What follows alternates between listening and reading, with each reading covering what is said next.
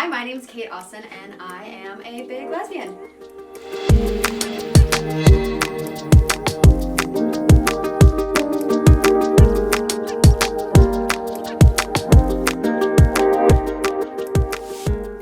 So Kait, welcome to For The Hayters. Over this process, we've had countless emails about this topic, kids being pushed out due to their sexuality. So it's almost like you're representing their voices by using yours to tell your story. I'm so grateful that I can use my story and struggles to help, make good out of it. There's a silver lining for anything and everything, and while it sucked back then, I'm so grateful that it put me where I am now and that I can use it to help other people, make them feel less alone. So Kait, if you could just bring us back and, tell us about when you first realized that you were gay. So I was definitely really young when I first realized it. I remember Miss Honey in Matilda, that woman, literally, I was like, do I want her to kiss me or take care of me? I have no idea. Like, I was so young. And then, Kirstie Alley in Cheers, like, I would watch Nick at Night, and, like, I loved her. Like, I was in love with her. And I don't think I, realized it at the time what it was, but, now I look back and I was like, oh my god, I'm so gay. Like, I was so young and so gay, and it's so funny, looking back now and realizing that. But I definitely knew from a young age. You had mentioned that you looked yourself in the mirror and were like, I'm gay, and just completely shook it off. What were the reasons that, that you had, that you felt like you were suppressing it? So I grew up in Ohio in a very, Midwestern, typical, super religious area. And my parents were involved in the church from the time I was very young. I was raised going to church at least twice a week. All of our, family friends were a part of the church. All of the people I was surrounded with, I wasn't allowed to listen to, music on the radio. I was literally only allowed to listen to, Christian music. So I was super, what's the word I'm looking for? Sheltered? Yeah, and I wasn't given the option to, know anything else. And the only thing I heard growing up about homosexuality is that it was wrong and that it was, an abomination. And so, I didn't even know that, it could have been an option for me. And then when I kind of had those feelings start to come up, in my mind, I was like, this is the devil. What's happening to me? I don't, I'm not, it's still crazy to think back and, my young self, thinking those horrible, horrible things when it was just, a part of who I was. But, yeah, being raised in a home where the Bible was the only book we read and stuff like that, I think that had such a big, big part of it. What were some of the actions that you took to suppress those feelings, to make it even harder for people to know that this might be something that you're dealing with? So I was a cheerleader, and all of my friends were cheerleaders, and when you're a freshman in high school, you're 14, I made varsity cheerleading as a freshman. So I was around all these girls who were so much older than me, and looking back, 14 to 18, it all, you don't realize, how much of an age difference and how, further along they are. So I would go to parties with these girls who were a lot older than me, and they would all be we're hooking up tonight, we're hooking up with dudes, who are you gonna hook up with? And I was like, I don't know, we'll see, and I would, try and go and, flirt with guys, but I would literally just end up in the corner, drinking Parrot Bay, the cheapest room you could find, and just, not touch anyone, because I was like, this is not for me, but, whatever. But I would try, when I graduated high school, I had never hooked up with a guy yet. So I was like, all right, let's get it. I'm 18 now, let's get wild. And I would try so hard to, try and, even on an emotional level, anything. I just could not. I thought something was wrong with me. I really thought that, I wasn't capable of love or capable of emotion. I was like, am I a sociopath? I have no idea. And I would try so hard to, go on dates or, talk to guys and text. And I just, I didn't care. I just tried so hard, but it was never, ever there. Through this experimental trying to force yourself into a man's life, did you ever find yourself in an actual relationship? Did you date anyone? Yeah. So I had my first boyfriend ever of a serious more than a month. Out of high school, I was 19, and he was actually a family friend of ours, and he was a girl or my sister-in-law's sister's coworker's brother. And so I met him, and he was super sweet. He's super handsome, and I was like, all right, this is it. He's about to be graduate college. He's gonna be a teacher. He's got his stuff together. If it's gonna work for me with any dude, this is the one, right? He's perfect. So we dated for about a year and a half, and he was great. Like, there was nothing wrong with us other than the fact that, like, we were best friends. Like, we would hang out, it would be like bros, and then, like, anytime it came down to anything else, I'd be like, gotta go. Like, it was just never really, like, anything more than that. And I think he always knew that, but didn't understand why.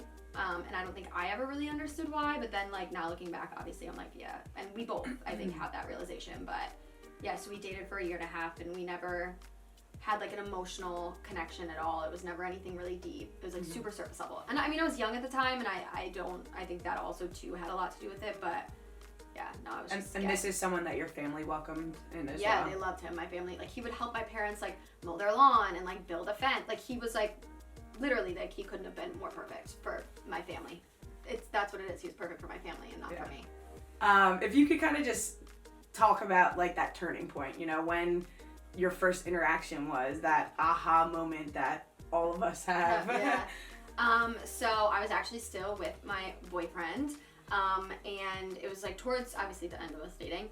And I went to Mexico with one of my friends, and she had recently come out, and the whole trip we were talking about that, and, you know, whatever, and I was like, oh yeah, that's so cool, like, whatever. And then it's, like, the weirdest story. So we were laying out, we had been drinking all day, obviously we were in Mexico, and, like, we were laying out in, like, the middle of this pool, and this guy randomly came up to me, and I don't know who he is, but I will thank him every day for the rest of my life, because if it wasn't for him, like, I don't know how long it would have taken me.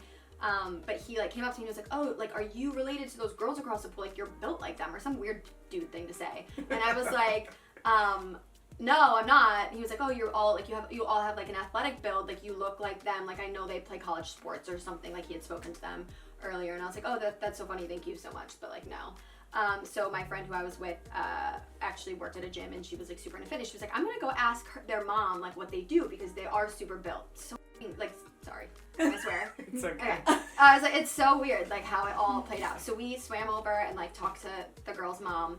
And we were like, oh, like, this guy thought I was your daughter, blah, blah, blah. We were talking to her. She was like, oh, you have to meet my daughters. Like, they'll come back. So this girl and her sister and their best friend were there. And they had all played college sports for, like, some school in Wisconsin. I don't even know. Or Minnesota.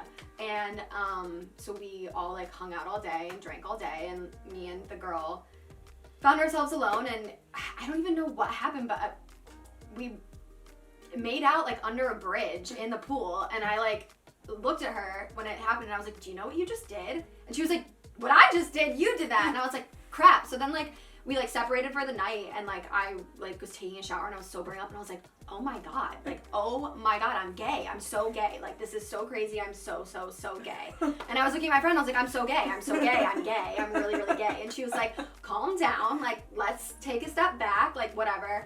And then the girl messaged me on Facebook that night, and she was like, come back down to the pool. Like, we should talk. So I went back down to the pool, and we spoke, and it was just, like, we, like, kissed all night and, like, talked, and it was, like, I literally, the moment we kissed, the first time and that time, like, I felt more in one kiss with a stranger than I had with any person ever in my entire life, any guy ever. Like, I had never felt that before, and I was like, this obviously is something so big. Like, this is, you know, huge. And I was like, all right, well, can't wait to go home to my boyfriend. Like, this is fun. So, yeah, that was definitely the moment. It literally was, I have no words to describe it. You know, so now you come home.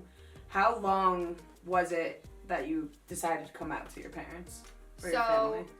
I went to Mexico in May, and then I came home, and I broke up with my boyfriend. I tried to stay with him for, like, a week, and then I was, like, ditching him all the time to, like, FaceTime that girl, and, like, I was like, I didn't even want to look him in the face. Like, I was just so, like, done, and I felt so bad at that point. And at that time, he was 25, so he was older, and, like, he knew what he wanted in life, and, like, I didn't, and so, yeah, so I broke up with him, and then he was really close to my family. We had, like, a lot of mutual friends, and I, like, told him, I was like, you have to promise me you're not going to tell anyone, because at the time, like, I was like, I don't know what this means for me. Like, I don't know, you know, I can't be gay. Like, I can't come out. Like, my parents are super religious. I live at home. Like, so please just, like, keep this super, like, low-key. So we broke up, and that was fine, and then I, like, went on Tinder, and I thought I was going to get, like, wild. And so in my mind, I was like, I'm going to keep this to myself, tell my friends, but I'm not going to tell my parents or anyone in my family because, you know, I have 5 older brothers, and I was like, I just don't know how this is going to go. Like, I'm the only girl, really, so whatever. So then I started talking to Sarah, and we... Who's your current girlfriend? Right, my current girlfriend, Sarah. So we started talking, and I was just, like, infatuated. Like, we started messaging and literally have not stopped to this day. It's been 5 years. And we would talk all day and all night and all day and all night, and that was like May to August. And so in August, it was my 21st birthday, and I was having like a big, there's like this place called Put-in-Bay in Ohio, and it's like this island in the middle of like our lakes, and it's just like drunk island. Like there's just bars, and everyone goes there for their 21st. So I was like, you should come down with our friend Danny. We have a mutual friend randomly enough, and I was like, come down with her, like celebrate my 21st birthday with me. So they said yeah, and I was so lit about it, and I was like, all right, cool. So the only thing is, my family and my brothers are gonna be there, gonna stay at my parents' house. We can't act like we're dating. Like they cannot not know at all. So I got wasted, obviously. It was my 21st birthday, and we were on this island. My brothers were there. Mind you, they have literally no idea. And I just started making out with Sarah, and I was like, did not care who saw. Like I was just like all out. Like I was like, I'm ready. And then I woke up the next morning, and my brothers were just like, what's good? Like, who's this girl? What's going on? Like, you know, what's happening? So long story short, I was like, oh, that's the girl I'm talking to, and they like kept it under wraps. And then a week later, my mom told us that she was diagnosed with breast cancer. And so my one brother, he like does not handle like big problems well. Like he has really severe anxiety. So he had just found out that I was gay. I'm like their baby sister for like my family. That's like a huge deal. And then found out that my mom had cancer, and he had like a panic attack and told my dad that I was gay. He was like, oh, mom's got cancer and Katie's gay. And my dad was like, what? So fast forward that like happening, that was like the snowball effect of me starting to come out. Like trying, it's like so many like random moving parts. So then my mom had gone through a surgery for her breast cancer, and like came up to me afterwards and was like kind of like out of it and was just like, are you gay? Because everyone's saying that you are, so like what's going on? And I was like, no, I'm not, because I was so caught off guard and so scared. And then like a few days later, she like came into my room, oddly enough, and was like, you know, I just want you to know that like I love you no matter what, like whatever, just so you know. And I was like getting ready for work, and I was like, okay. And like I was driving to work, and I was like, I feel like she's like giving me an open door to just kind of be like, if something's up, like let me know, whatever. And the blindly optimistic person I am, was like, all right, sick, this is gonna go so much better than I thought. So I texted her, and I was like, I'm gay, like everything everyone was saying was right, like I'm dating that girl who was here for my birthday. And she literally texted me back and was like, don't come home, like you're not welcome at home anymore. And I was like, all right, plot twist, like I'm on my way to Chili's, my job, and I'm like trying to like be cool, and it was not at all. Like I literally pulled into work and was like, this is no bueno, like I couldn't work that day. It was such a nightmare. But I mean, at the end of the day, like I'm so thankful for what happened and how it happened, because I don't know how long I would have waited to come out. And I'm like was so angry at my brother for telling my dad, but like he forced me out of the closet, and like my life would not be what it was if that situation didn't happen the way it did. You know, so this was 5 years ago that all this happened. How is your relationship with your family today? Has anything changed, you know, mended or? So all my brothers are great. Obviously, like I'm very close with my siblings, so they are all phenomenal. They like don't care at all. My parents are a different story. My mom, so when it first happened, I was kicked out for like 2 weeks, and then when I was invited to move back home, and I had to pay rent, and that was really awful. I lived at home for a year, and I was saving up because I knew at the end of that year that Sarah and I would move in together. So right that, like I knew that had like a timestamp on it, so I knew that wasn't permanent. So my whole goal that time was just to get out of there, and my mom and I's relationship was horrendous. Like she would just like say things to me all the time, and it was awful. So then after that, like I moved to South Jersey, and for the first 2 years I lived away from them. We just didn't really speak that much. I couldn't like bring up Sarah without my mom hanging up on me, and like, you know, it was just, I was like so done with it that we really didn't speak. And then after not seeing your family for like a year and a half, you get really like homesick. So we like mended our relationship a little bit, and I still wasn't allowed to bring up Sarah or like bring her home with me, but it was better. And like I just had a newborn nephew, so I was like going home a lot more. And then I was like, oh, everything's getting better. Like I can kind of talk about Sarah in front of my mom without her changing the subject, and like the small victories in my mind, I was like, oh, this is like good, right? And then this like last year, she like started doing like random stuff again, where it like invalidated me and my sexuality and my relationship. Like I am in such a healthy and like fantastic relationship, and like Sarah makes me like the best person I could possibly be, and for someone to not respect that or like validate that or try to give it a chance to me is just like I'm not gonna, I don't want to entertain that anymore. It's unhealthy for me, and she would say things to me and we'd get in arguments, and I just decided, until her and my dad want to like be a little better or like meet me 1/10 of the way, let alone halfway, then I'm just gonna tap out. So we're not speaking currently, but I just feel like for myself, like, and my mental health, that's what I needed. And where's your father in all of this? So my dad has a gay sister, so like he, like, there, and her partner are always allowed over for holidays, and it puts my entire family in like a weird position, right? Because they're like, we're accepted, but you're not, so like they feel uncomfortable, and it's just like super weird. And my mom's whole thing is like, that's not my kid, like that's not, they can do whatever they want, that's not my daughter, so it's not like I have a say in that. So my dad like doesn't care, like he wants me ultimately to be happy, he wants me to be a part of his life, but he like is so obsessed obviously with my mom and like their relationship that she feels like, or he feels like that he can't like differ away from her. I think that's like that old school marriage mindset, they can't have differing opinions. It's interesting, you go from being in the closet, hiding who you are, now you're an active advocate for the community. What was that like, going through that transition of, being hidden to being the face of something?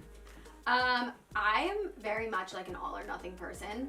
So when I came out and I finally was like out to everyone, I was like, let's do this. Like I'm, there's no point in hiding it anymore. And I am out to any possible person that, knows who I am. So let's do it. And then when I started sharing our story, like on Tumblr, which is kind of where we got started, and I got like one message, and it was like, oh, your story helped me. And I was like, okay, if my story, I could have used this years ago, like I'm gonna keep sharing. And the more I shared, like the more messages I got about how they needed it. So I don't feel like I really have a choice anymore. Like I love to be able to help people who struggle with this, and it, breaks my heart that they even have to struggle. But if I can make them see that, like, yeah, you might go through something so terrible, but like you can still live a happy and successful life with like a fulfilling relationship, and you don't need your family, you can make your own family. And the more I share my story, that I hope people realize that. There's so many things that you say that like I can relate to, especially with sharing your story and helping other people. That's really why we're here, and that's why we're doing this. We are running out of time, unfortunately. What we like to do at the end of each episode is have our guests give advice. Maybe someone that hasn't come out yet, maybe someone that's watching this that's going through something similar that you did. Yeah. If you could just give a word of advice. So I guess if I could say anything to myself, 6 years ago or 5 years ago when I first started going through everything, it would just be that, there's nothing wrong with who you are. Everyone has their own timeline. Everyone has, their own way of coming out and how they come to terms with coming out and who they are. And the only acceptance that matters is acceptance of yourself. And once you find that and you genuinely have self-love and self-confidence, the rest follows. And I always say all things in time. Everything happens in its own time, in its own way for you.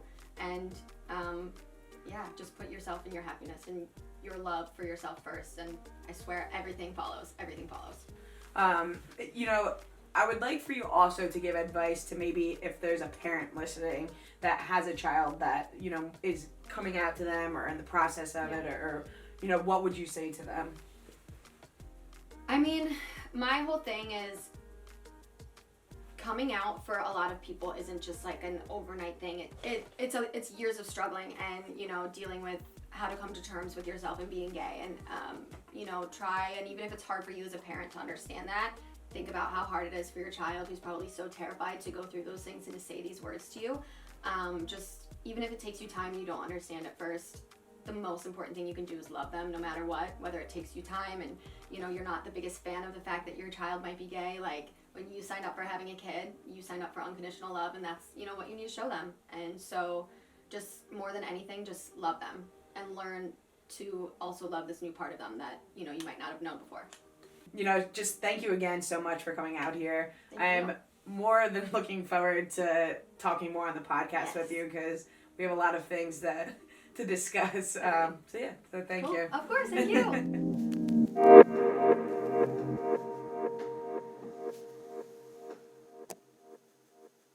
For the haters, come on to it now or later. Whoa, yeah. It don't matter what your name is, share your story, we'll be waiting. Go.